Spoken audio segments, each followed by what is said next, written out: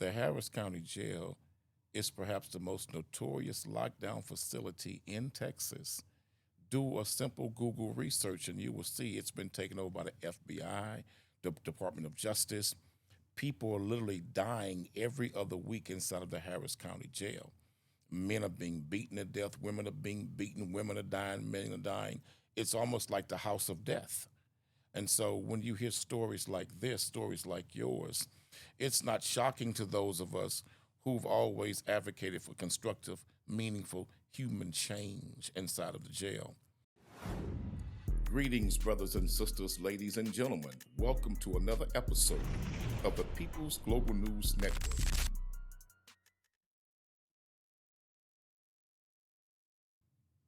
Greetings, ladies and gentlemen. Thank you for tuning in to another episode of the People's Global News Network. At this network, we didn't come to lighten up, we come to tighten up.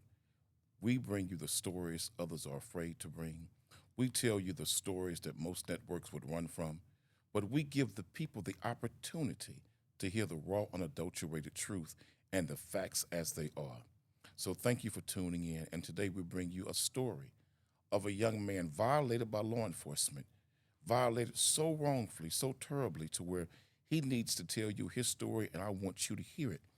We don't pay law enforcement officers who are paid by taxpayers. These are public servants. Many of these cops don't act like public servants. They act like really they're above the law. Introduce yourself, young man, and tell us your story. My name is Jayce Wilson. Um, really, it started off. It was a normal misdemeanor infraction. I got there. It was super duper crowded in jail. You know what I mean? It was like I say that if the maximum capacity was like 500, it was like 800 of us in the tank at the time. So I was in there for about 20 hours. I was only this happened within a 72-hour period. Like I was in jail from February 27th, and this happened March 1st. So I was in there for about 20 hours, and a lady had died in there when I was in there. You know what I mean? Like they wheeled her out on the medical. They said she deceased over there by the water fountain. So I was already nervous going in because I'm just in here for a misdemeanor. I'm just trying to get out. You know what I mean? So shoot, after they had us in the tank for about what they called it, the pretrial area Processing. processing. They had us in Mm-hmm. processing for about maybe 12 hours, and then they took about 25 of us to the basement, and they had us in like these real small cells. I'm sure they was holding cells. They had Mm-hmm. about 25 of us in there for about 16 hours. Jesus Christ. Yeah, they had no water. They said if we get water, we need to get water from the toilet water fountain unit. No food, 16 hours. So And what were you in jail for on a misdemeanor? it was I was on misdemeanor probation, Mm-hmm. and they had a warrant out for my arrest from an out of county warrant from Denton County. Mm-hmm. So I was just waiting to get picked up from Denton County. I had no priors or Mm-hmm. nothing going on in Harris at all. Mm-hmm. Mm-hmm. So I was on a no bond hold for Harris County. Mm-hmm. So I'm just sitting there waiting to get picked up from Denton County, and they had us in the holding tank for about 16 hours. So this was Friday to Saturday morning, and they let us out and to booking. I never made it upstairs. I never made it to jail. Like this all happened downstairs. So they took us to booking, and we sitting in booking, and next thing you know, like a fight breaks out, like an altercation was about to break out. I don't even think it was fully happening yet. You know what I mean? So I stand up and I take a step, and the next thing I know, I'm feeling the full force of somebody's weight on my back, and I'm in the motion of stepping. So like I can't brace myself at all. So I fall, and my knee hits the bottom of the telephone post on the and in jail they got them solid telephone posts. So my knee cracks the bottom of it, and I instantly hear it crack. Like I know what a broken bone sounds like. So I instantly hear it break, and I scream out in pain. I look up, and it's an officer on me, And I'm like, officer, I'm not trying to harm nobody. I'm not trying to hurt nobody. I'm in here for a misdemeanor, sir. Like, I'm just trying to get in and get out, sir. And he starts cussing me out. Like, I'm not your mom. I'm not your effing dad. I don't care what you got to say. Get up. I'm like, sir, you just broke my knee. Like, I can't get up. So they forced me up. They grabbed me up. I'm screaming and yelling in pain. And I guess they finally realized that I wasn't playing. Like, my knee is actually broke.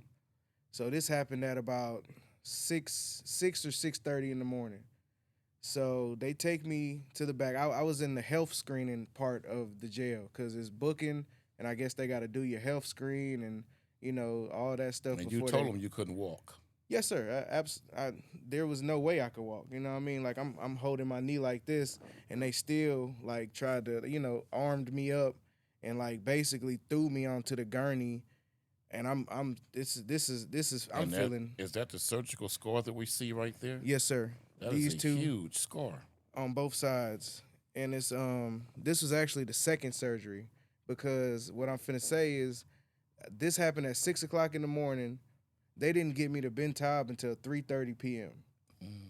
So, and they pushed me to the corner. Like, they put me in a gurney, put me in a corner for like 9 hours. And what jail was this? Let's be clear about what jail this was. Harris County Joint Processing Center, the big one. I don't know if it's more of them, but the one. The Joint Processing at 700 Allen Street.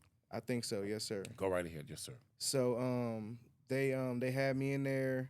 They put me on a gurney and they just pushed me to the corner for 6-7 hours straight. I'm falling in and out of consciousness because I'm in so much pain. I don't even know what to do. You know what I mean? Like, they're not helping me. They finally bring a medical examiner in there, and like the ladies were so rude. Like, they're calling me names. They talking about I'm acting like a 2-year-old because I'm telling them like I can't adjust my body like how y'all want me to. My knee is broke. So I hear the sheriff's, because this was a sheriff detention officer. So I'm hearing his colleagues back there. They like basically high-fiving the guy. They like, oh, my boy got up there. Like, because from what the officers told me, because when I was in jail, there was a cool officer in there and he had a friend in jail. So from what she said from the video, because they still haven't released the video footage, they said from the video he jumped over the chairs. The chairs are bolted down in the county. Mm-hmm. They said he jumped over the chairs to tackle me. And they said he hit me so hard that the chairs and the telephone post was moved. Like, that's how hard he hit me. So it was like moved in there. So yeah, I'm hearing him high-fiving him, basically congratulating him. The sergeant came in there and tried to like twist my words around and tried to see if he can work an angle to make it where it's not their fault. And whole time I'm like, can I just go to the hospital, please? Like, y'all are doing all of this. I need medical attention. So they finally brought an examiner in there, and he whispered, yeah, it's broke. Like, it's bad. And so now everybody's scared. Still nothing. This is like 7 a.m. You know what I mean? Like, all of this happened between 6:30 and 7:30 a.m. Like the dialogue that I'm telling you. And from the rest of that time, I'm in a corner, cold. It's cold in there. It's 40 degrees in there. I'm cold. My knee is broke. They won't let me call my wife. Like. So you go to the hospital, and when you get to the hospital, you got treatment there. And what was the diagnosis? A tibula fracture of a tibula, my tibula fracture right here. Because that's a terrible scar that I see. That was a significant injury. Yes, sir. And I noticed you came in here today in a wheelchair. Yes, sir. How much time do you have to spend in that wheelchair per day? It's getting me emotional thinking about it. I say about I work in it. Because I got to work. I got 3 kids to provide for. I work in it. I live in a 2-story apartment. I go upstairs. I roll around in my house with it. So about 18 hours out of the day. How has all of this affected your daily life now? Uh, well, I couldn't even get to watch my daughter's first steps. That little baby, I couldn't even watch her first steps because I was bedridden. Um, excuse me. It's all right, brother. Take your time. I couldn't move for 2 months straight. You know what I mean? And my wife, she's so strong. She picked up the bills and my kids and me, and it's just been a hell of a ride, sir. And you believe that this was an absolute unprovoked attack. Absolutely. It was there's no amount of force needed to break up a fight that didn't even happen yet. You know what I mean? I've seen them break up fights and it's not that, you know what I mean? Like I was in there and people fought, and they would just go and break it up and they would go to a holding cell or whatever, And you what don't have you. and you don't believe in your mind that you did anything that justified that level of use of force against you. Absolutely not. And you believe the video will vindicate you and prove to the world what really took place inside the Harris County Jail, which, mindful, ladies and gentlemen, the Harris County Jail is perhaps the most notorious lockdown facility in Texas. Do a simple Google research and you will see it's been taken over by the FBI, the Department of Justice. People are literally dying every other week inside of the Harris County Jail. Men are being beaten to death, women are being beaten, women are dying, men are dying. It's almost like the house of death. And so when you hear stories like this, stories like yours, it's not shocking to those of us who've always advocated for constructive, meaningful human change inside of the jail. This is an inhumane place at this time, and people are going in healthy like you did and coming out crippled, maimed, or dead. Absolutely. What else would you like the people to know about what happened to you and what's happening with your life now? My life has took a complete 180 from when I was in a, I have a misdemeanor probation violation for something that happened 5 years ago. Like my case is 5 years old. I'm a completely different. I had no kids, And no simple family. misdemeanor. It's a misdemeanor. It's a Mhm. misdemeanor. It was trespassing, Okay. a trespassing misdemeanor, and I had no priors before that. I had no priors after that. I have a family now. I'm married. I have 3 children. Like I was just trying to get in and get out. You know what I mean? And I feel like I know they messed up because first of all, it took them 8 hours to get me to Bentab. Uh, the hospital told me that I waited too long to get the initial surgery. Mm. My first surgery was called what was it called? A external fixator, and that means I had to keep my leg completely straight. You see these holes in my leg right here? Where the screws went in? Mhm. It was a big contraption on my Rods. leg, screws, rods, everything on my leg for 3 weeks. I couldn't bend it. Don't get me started on the restroom. Yes, sir. I couldn't bend it. I couldn't get out of my bed. Um, and all of that simply because y'all didn't give me the proper medical attention in time. Yes, sir. Like I feel like if y'all would have got me there when it happened, or at least an The hour or damage, two, the damage was there, but the treatment could have been quicker, exactly, and there would be no need for a secondary surgery. exactly, And the medical neglect of those deputies and those medical personnel at the Harris County Jail facility it's severe. is woefully neglectful. It's severe. I thank you, man, for having the courage to tell the world your story. I thank you for sitting here with me and not being afraid to speak up and speak out.